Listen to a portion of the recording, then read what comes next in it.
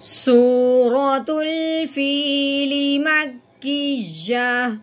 بسم الله الرحمن الرحيم. ألم تر كيف فعل ربك بأصحاب الفيل؟